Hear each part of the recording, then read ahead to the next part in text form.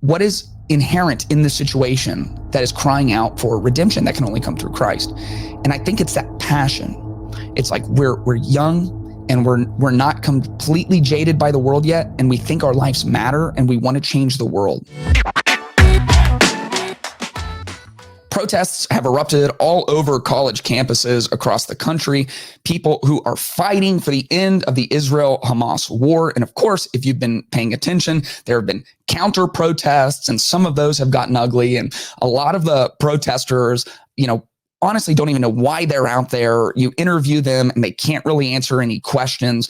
A lot of people have deeply anti-Western sentiments based on some kind of idea that power structures are always bad and institutions are always bad, at the same time that these college students are attending some of the most elite institutions, which makes them some of the most powerful people in our entire society. The very fact that you can pay to go to a school that costs you $300,000 over the course of 4 years is like, bruh, you've got a lot of power there. You're going to the institution that ends up seating you in positions socially where you have significant amount of influence, and yet you don't like that. And some people genuinely are grieved by the war with Israel and Hamas, and they rightfully understand that every human life has dignity and value. Most people have far too simplistic a view of what is actually happening. And the reality that if anyone should be protested against, it should be Hamas. They are the people who could end this right here today. They could release their grip on Gaza. They could release their grip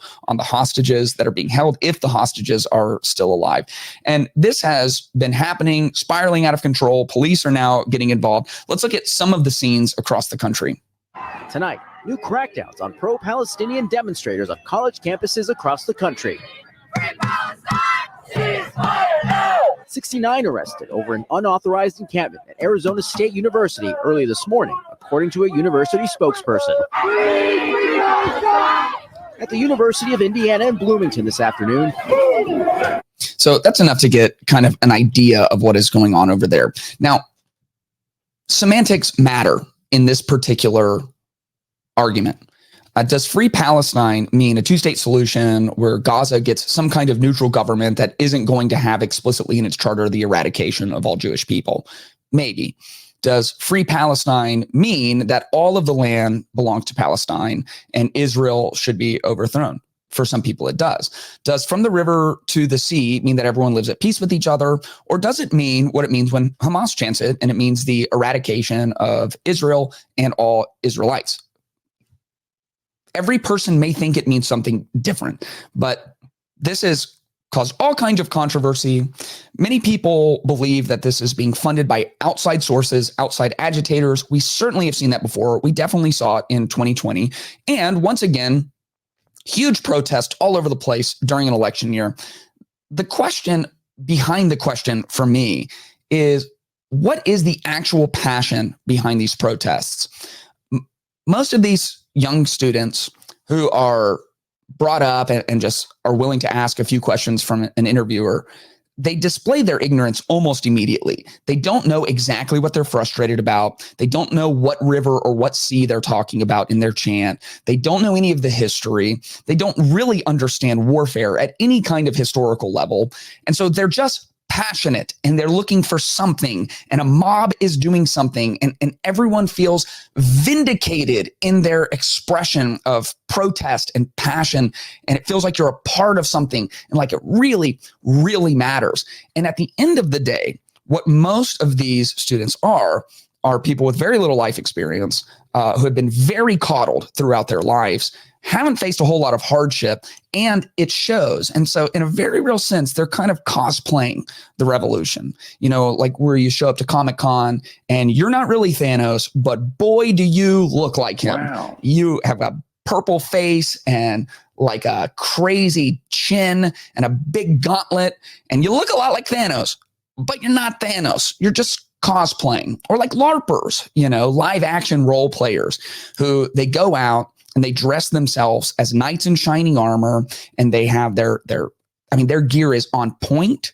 And if you just time traveled and walk in, you might think that some medieval battle is taking place. But after the round, everyone calls timeout and then they go and eat orange slices. Because it's cosplay, it's LARPing, it's not real.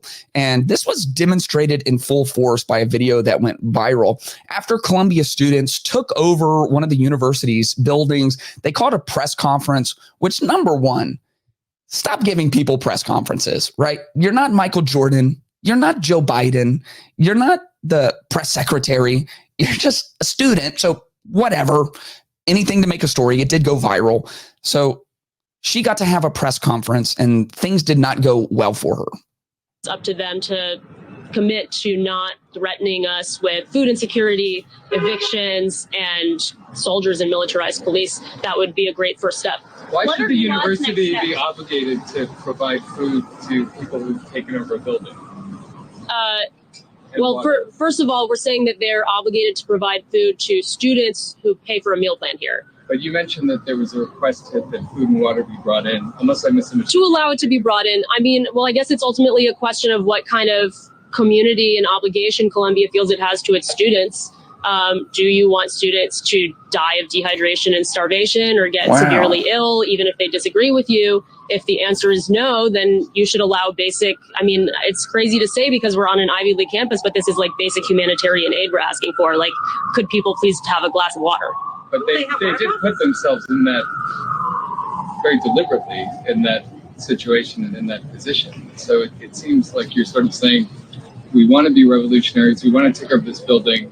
Now, would you please bring us food and water? We want to be revolutionaries. We want to take over the building. Now, could you please bring us some snacks? Like, we're hungry. We're really just live action role playing this thing. We don't know what we're doing. And, you know, my son is signing up for his second year at university. And I'm just wondering what kind of humanitarian aid package we're going to sign up for to make sure that he can eat. Yeah. This is a culture. And the reason that we cosplay the revolution, number one, is we're a culture of rights. We have our rights. We are students here, even though we're breaking every code of conduct and we have taken over a building and we're breaking every rule imaginable. But we have a right for the university that we are causing turmoil to bring us food because we have a meal plan here. And it's like, my son has a meal plan. To get his meal, he's got to go to the cafeteria. And if he decides to stage some kind of crazy protest somewhere, that's great. Protest is very important to our culture, but he's got to get up and go to the cafeteria to get his food. That's just how it works. Like, you don't get special privileges, especially when you're breaking policies and codes of conduct. It just doesn't happen. But we think about rights and we don't think about our responsibilities. And so what is this? This isn't real. This press conference showed this is not real. These people aren't real. They don't know what they're doing. They know they're passionate. And for me, I'm very drawn to passion. And so I'm hesitant to go too hard on people who are exercising just out of passion, especially when interviewed. Like, you see a lot, you can go on Instagram, YouTube, and just see tons of interviews of these students protesting, and they're ignorant about what they're actually protesting. They don't have skin in the game. This is not the civil rights marches of the 1960s where people literally, they knew what was going on. It was happening to them. They had to drink at a different water fountain. They had to go through a different door. They had skin in the game. This is not what's happening here. These are powerful college students who are pointing at power, who go to a great institution and are pointing at institutions. It's live action role play, but their passion doesn't know where to get focused. And it's kind of exciting that it's like off of TikTok for a moment and off of Tinder for a moment and doing something in the real world. What I believe as a Christian, what I think scripture demonstrates is that there is a longing for impact in the human heart. At the core of mankind, we want to have impact. We want to have purpose. We want our lives to matter. And Paul wrote to the Romans and said, the law of God is written on the hearts of man, which means that justice and mercy and compassion, that we have that in us and we don't know where to funnel it. And when we reject God, which largely our culture has done, and certainly at the university and certainly at the Ivy League universities, we've rejected God. Now we funnel all of this passion that's been placed in us by our Creator into perverse and incorrect positions. In Ecclesiastes, Solomon writes that God has made everything beautiful in its time, and he has also set eternity in the human heart. Yet no one can fathom what God has done from beginning to end. He has set eternity in the human heart. What are we actually longing for? What do we want to see when we talk about God putting eternity in us? We want to see the kingdom of heaven. Jesus taught us how to pray in the model prayer and said, your kingdom come and your will be done on earth as it is in heaven. And God's kingdom will be perfect, and there will be perfect justice, and there will be perfect mercy, and there will be perfect peace. And these are the kinds of things you see in these protests. You know, we want justice. We want justice. And we will create unrest until we get our justice. And so they're trying. But part of the problem is that our culture has bought the idea that we, outside of God, can create some kind of utopian society. And every time we try to do that, create utopia apart from God, we create hell on earth. And so we think capitalism isn't good enough. It's not a good enough system because it's not utopian. There are disparate impacts from capitalism. And so we'll take it into our own hands and we'll play God and we'll be communists or we'll be socialists. And what ends up happening is abject poverty and misery and death because we don't make good gods.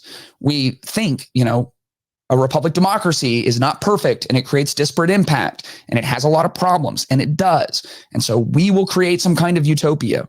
And this very, very complex situation in the Middle East, we don't like some aspects of it. And so we want to be in charge, and we'll say, and we have no idea the unintended consequences of what we're calling for, but we better get our way or we're going to take over this building. And it's us trying to play God instead of submitting our life to God and fighting to actually build his kingdom, which he has invited us to do.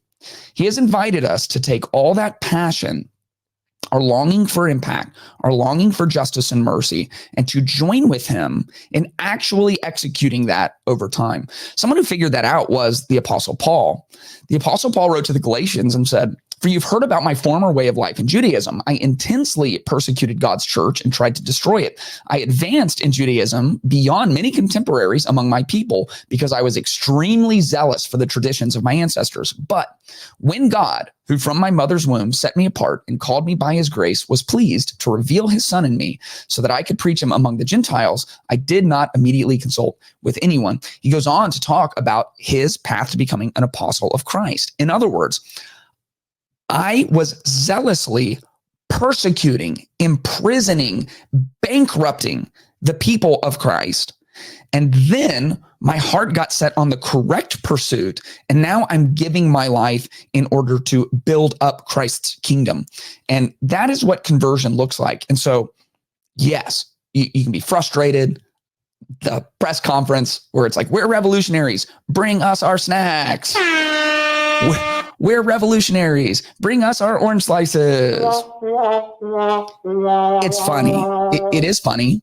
But I also think it would be helpful because as believers, part of what we should be doing and why this podcast exists is to try to help us see everything from a biblical worldview. And so part of the question you ask is, what's the gospel angle? Like, what is inherent in the situation that is crying out for redemption that can only come through Christ? And I think it's that passion. It's like we're young and we're not completely jaded by the world yet, and we think our lives matter and we want to change the world. Well, they can try to create man-made utopias and live in hell over and over and over again, or we can call them to the greatest movement and the most revolutionary force that has ever existed on earth. And that is the movement of Jesus. And it's what we call the church. And it's why we have to break our framing that an invitation into church is an invitation to just come sit in a building. I'm the pastor of a church where once a week we all come and sit in a building, but that meeting is just a tool. We meet together in order to move together and spread the gospel and affect real change and build the kingdom of God. And I think if we can call people into this revolutionary world-changing movement, that we can capture that passion and that inherent drive that God placed inside of them and funnel it into the right direction.